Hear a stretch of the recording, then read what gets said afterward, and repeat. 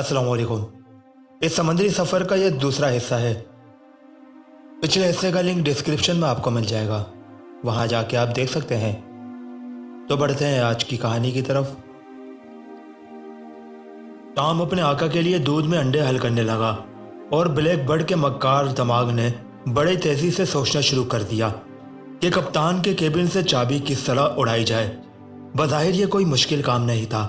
जिस डब्बे में खजाने की चाबी रखी हुई थी, इसे खोलने का राज ब्लैक बर्ड को मालूम हो चुका था। खजाने का ताला खोलने के राज से भी वो वाकिफ हो गया था। अब सवाल सिर्फ ये था कि कप्तान के केबिन से ये चाबी किस वक्त उड़ाई जाए। वो चाहता था कि चाबी उस वक्त चोरी करे जब कप्तान अपने केबिन से कम से कम 2 घंटे के लिए बाहर जा चुका हो, यानी जिस वक्त वो चाबी लेकर नीचे तहखाने में जाए, तो इस वक्त से लेकर तहखाने से वापस आकर चाबी केबिन में रखने तक कप्तान वापस ना आए। इसके लिए ज़रूरी था कि कप्तान की रोज़मर्रा की मसरूफियात का बगौर मुताला किया जाए। चुनाचे ब्लैक बर्ड ने ऐसा ही किया। 1-2 रोज़ की निगरानी के बाद ही ब्लैक बर्ड को मालूम हो गया कि सारे दिन में शाम 4 बजे से लेकर 6:30 बजे तक कप्तान अपने केबिन से गैर हाजिर रहता है। इस वक्त वो जहाज़ के डेक, किचन और मशीन रूम का मुआयना करता है। ब्लैक बर्ड ने फैसला कर लिया कि वो चोरी के लिए यही वक्त चुनेगा। 1 हफ्ता गुजर गया। इस दौरान में इसने कप्तान के साथ घुल मिलकर अपने ताल्लुकात को और भी बढ़ा लिया। अब वो बिला रोक टोक कप्तान के केबिन में दाखिल हो जाता। एक रोज़ आसमान पर बादल छा रहे थे। समंदर की लहरें दूर दूर से आकर जहाज़ के पेंदे से टकरा रही थी। ब्लैक बर्ड अपने कमरे में बिस्तर पर लेटा पुराना अखबार पढ़ रहा था। अखबार पढ़ते पढ़ते उसने जेब में से चांदी की घड़ी निकाल कर वक्त देखा। 4:10 हो चुके थे। वक्त ख़त्म हो चुका था। ब्लैक बर्ड ने चश्मा लगाकर सर पर हैट रखा और अपने केबिन से बाहर निकल गया। लंबी राहदारी में से गुजरकर वो बाएं पहलू को घूम गया। ज़रा आगे जाकर लकड़ी की बड़ी खूबसूरत सीढ़ी ऊपर चली गई थी। ब्लैक बर्ड सीढ़ी पर से होकर ऊपर वाली राहदारी में आ गया, जिसके फर्श पर कालीन बिछा था। अब 3 केबिन छोड़कर सामने कप्तान का केबिन था। ब्लैक बर्ड एक लम्हे के लिए रुक गया। उसने जेब से लोहे की तार निकालकर मुट्ठी में संभाल ली और राहदारी में इधर उधर देखा। वहां कोई नहीं था। वो चुपके से कप्तान के केबिन के दरवाजे पर जाकर खड़ा हो गया और उसने जल्दी से तार ताले के सुराख में घुमाई। खटाक से दरवाज़ा खुल गया। ब्लैक बर्ड पलक झपकते केबिन में दाखिल हो गया। अंदर जाते ही उसने संदूक में से चाबी निकालकर खोली और उसमें से चाबी लेकर जेब में रख ली। फिर उसने केबिन में से झांक कर राहदारी में दाएं बाएं देखा। वहां कोई भी नहीं था। वो बाहर निकल आया। कप्तान का केबिन उसने वैसे ही दोबारा बंद कर दिया। अब उसके सामने एक ही मरला था, जहाज़ के निचले हिस्से में जाकर खजाने के कमरे में दाखिल होना और उससे कोई कीमती हीरा चुरा कर लाना। ब्लैक बर्ड राहदारी से निकलकर सीढ़ियां उतरता हुआ जहाज़ के निचले हिस्से में आ गया। जहाज़ के निचले हिस्से की फिजा मरतूब थी और काफ़ी की खुशबू फैली हुई थी। खजाने के कमरे तक पहुंचना कोई मुश्किल नहीं था, इसलिए कि ब्लैक बर्ड कई बार इस कमरे का जायजा ले चुका था। यह आईनी दीवारों, छतों और दरवाजे वाला कमरा जहाज़ के अकबी हिस्से में था और यहाँ तक पहुँचने के लिए माल गोदाम से होकर एक तंग से रास्ते से गुजरना पड़ता था। ब्लैक बर्ड गोदाम में से भी निकल गया और ये उसकी खुशकिस्मती थी कि रास्ते में उसे कोई भी वाकिफकार और इसका जानने वाला ना मिला। ब्लैक बर्ड बड़े आराम से और सुकून के साथ खजाने के कमरे के दरवाजे पर पहुंच गया। यहाँ कुछ अंधेरा था और यह ब्लैक बर्ड के लिए बहुत मौजूद था। उसने जेब से चाबी निकालकर उसका बटन दबाया और ताले के सुराख में लगाकर घुमा दी। खटाक की आवाज़ आई और दरवाज़ा खुल गया। दरवाज़ा क्या खुला, गोया अली बाबा और 40 चोर के गार का दरवाज़ा खुल गया। ब्लैक बर्ड ने अंदर दाखिल होकर अपने पीछे दरवाज़ा बंद कर दिया। उसके सामने कमरे में जा बजा सोने चांदी के नवादरात का ढेर लगा था। वो जल्दी जल्दी उन चीज़ों को देखने लगा। वो कोई भी भारी भरकम या ऐसी चीज़ नहीं चुराना चाहता था जो उसकी जेब में ना आ सके। ब्लैक बर्ड की तेज निगाहें एक इंतहाई कीमती जड़ाऊ हार पर पड़ी। यह हार एक संदूकची में बंद था, जिसका ढकना शीशे का था। उसने तार की मदद से संदूकची का ताला खोला और जड़ाऊ हार को गौर से देखने लगा। उसे हीरो मोतियों की खास पहचान थी। हार के दरमियान में लगे हुए एक बहुत ही कीमती याकूत को देखकर उसकी आंखें चकाचौंध हो गई। याकूत बेहद अनमोल और नादिर रोजगार था। विलायत में उसकी कीमत बड़ी आसानी से वो 70,000 पाउंड तक वसूल कर सकता था। ब्लैक बर्ड ने थोड़ी सी कोशिश के बाद हार में से याकूवत निकाल लिया। उस कीमती पत्थर को उसने कोट के अंदरूनी जेब में रखा और बड़ी मोहतात कदमों के साथ चलता दरवाजे के पास आकर रुक गया।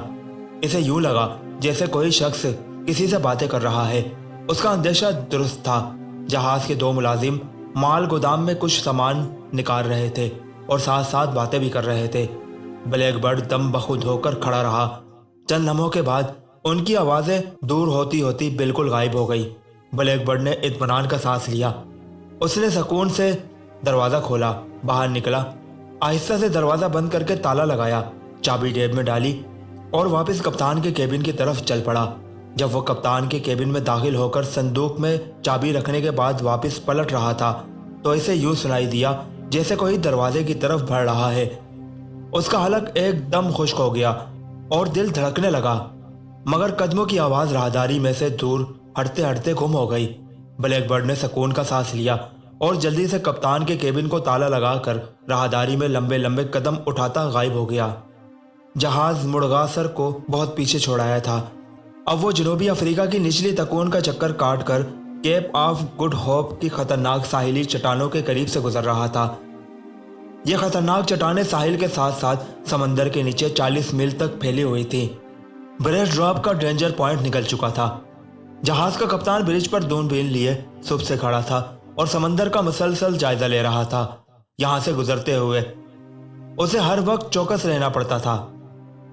जरा सी बेहतियाती से जहाज समंदर में छुपी हुई चट्टानों से टकराकर पाश पाश हो सकता था, लेकिन तजुर्बाकार कप्तान जॉनसन हमेशा बड़ी महारत के साथ जहाज ड्योन शाहिर को इन खूनी चट्टानों से निकाल कर ले गया था।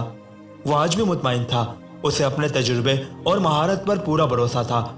ब्लैक बर्ड भी टाम के साथ अरशे के जंगले के साथ लगा दूर केप टाउन के साहिल की सयाह लकीर को देख रहा था। जहाज के दूसरे मुसाफिर भी वहां खड़े जायजा ले रहे थे। इन सबको इल्म था कि वो एक इंतहाई खतरनाक समंदरी घाटी को अबूर कर रहे हैं। कमजोर दिल ताजिर और औरतें दिल ही दिल में दुआएं मांग रही थी कि जहाज खैरियत से गुजर जाए। टाम के सुनहरी बाल समंदर की हवा में उसके माथे पर लहरा रहे थे। ब्लैक बर्ड के चेहरे पर फातिहाना चमक थी। कीमती याकूवत उसकी हथेली में अनमोल लाल के साथ उसकी कमर के साथ बंधा था। याकूवत की चोरी का किसी को भी बिल्कुल इल्म नहीं हुआ था और हो भी कैसे सकता था। कोई खजाने के आईनी कमरे की जांच पड़ताल करता तो हकीकत सामने आती। दोपहर का वक्त था। आसमान बिल्कुल साफ था। समंदर में हल्की हल्की मौजें उठ रही थी। हवा बड़े सुकून से चल रही थी। कप्तान दूरबीन हाथ से लगाए ब्रिज पर खड़ा था और जहाज के इंजीनियर्स को साथ साथ एक काम दे रहा था। कप्तान के हुक्म के मुताबिक एक तनोमंद इंजीनियर जहाज के चरखी को कभी दाएं और कभी बाएं घुमा रहा था। जहाज के फूले हुए बादबानों में से कुछ बादबानों को लपेट दिया गया था। जहाज साइमन स्टोन के इलाके से निकलकर अब कास्टर टामेन के इलाके में से गुजरने लगा था कि अचानक कप्तान ने चिल्ला कर कहा, नॉर्थ वेस्ट 30 डिग्री। और उसके आर्डर के साथ ही जहाज 3 दर्जे का जाविया बनाते हुए शुमाल मगरिब की तरफ घूम गया। कप्तान को अचानक जहाज के बिल्कुल सामने एक सयाह चट्टान सी उभरी हुई दिखाई दी थी। जहाज उस सयाह चट्टान से बचकर आगे निकला तो चट्टान ने समंदर में गोता लगा दिया। मालूम हुआ कि वो एक बहुत ही बड़ी व्हेल मछली थी जो भटकती हुई उधर निकल गई थी। कप्तान ने दूरबीन से देखा, व्हेल मछली कोई 2 मील के फासले पर जाकर एक बार फिर उभरी। उसके सर से पानी का एक जोरदार बुलंद फुआरा छूटा और मछली गोता लगाकर समंदर में गायब हो गई। नाइब इंजीनियर ने कप्तान से कहा, केप गुड होप में व्हेल मछलियां कभी नहीं आती, ये कहां से आ गई? कप्तान ने दूरबीन लगाते हुए कहा, मालूम होता है व्हेल जख्मी है, वो रास्ता भूल गई है। यकीनन वो गुड होप की समंदरी चट्टानों से टकराकर मर जाएगी। व्हेल मछली जहाज के मुसाफिरों ने भी देखी थी। वो जोर जोर से खुश होकर तालियां बजाने लगे। टॉम ने ब्लैक बर्ड से कहा, चाचा क्या इस मछली का भी गोश्त खाया जाता है? ब्लैक बर्ड ने हंसकर कहा, तुम निरे बुद्धू के बुद्धू हो अहमक। व्हेल मछली का गोश्त नहीं खाया जाता, बल्कि उसकी चर्बी से तेल हासिल किया जाता है जो कारखानों में काम आता है। जहाज की रफ्तार बहुत ही सुस्त थी। मालूम होता था कि वो फूंक फूंक कर समंदर में कदम रख रहा है। ऐसे खतरनाक साहिली समंदरों में जहाज इसी मोहताज रफ्तार के साथ गुजरा करते हैं। अगर जरा सी भी तेज रफ्तार हो जाए और जहाज साहिली चट्टानों की वजह से समंदर में पैदा होने वाले भंवर में फंस जाए तो उसका चट्टानों से टकरा कर डूब जाना यकीनी होता है। लियोन शायद दोपहर तक खतरे से निकल चुका था। जहाज का कप्तान मिस्टर जॉनसन दूरबीन गले से लटकाए ब्रिज से नीचे उतर आया था और मुसाफिरों से हंस हंस कर बातें कर रहा था। ईस्ट इंडिया कंपनी के सरमायादार ताजिर मुसीबत से निकल आने की खुशखबरी सुनकर बड़े हशाश बशाश थे और एक दूसरे को रात के खाने की दावतें दे रहे थे। ब्लैक बर्ड को तो पहले ही मालूम था कि कप्तान एक तजुर्बाकार मल्लाह है और उसे केप गुड होप के समंदरों का बड़ा तजुर्बा है। वो अपने केबिन में आकर बिस्तर पर नीम दराज हो गया और लंदन में छपने वाला एक पुराना अखबार निकाल कर पढ़ने लगा। इस अखबार में मिस्टर स्मिथ एंड सन्स एक इश्तिहार छपा हुआ था। यह कंपनी पाको हिंद पर अंग्रेजों के अय्याराना कब्जे के बाद बनी थी और इसका काम ही लूट मार में हासिल किए हुए माल को औने पौने खरीदना था। ब्लैक बर्ड इससे बेशतर भी स्मिथ एंड कंपनी को जानता था। उसे अच्छी तरह मालूम था कि यह कंपनी ईस्ट इंडिया कंपनी के डाकूनुमा ताजिरों से हिंदुस्तान में लूटा हुआ माल खरीद कर सरकार अंग्रेजी के यहाँ महंगे दामों फरोख्त करती है। ब्लैक बर्ड बिस्तर पर लेटे लेटे हंस दिया। उसने दिल ही दिल में फैसला किया कि वो अपना माल इस कंपनी के हाथों फरोख्त नहीं करेगा, बल्कि बिला वास्ता हुकूमत से राब्ता करके महकमा नवादरात से बात करेगा।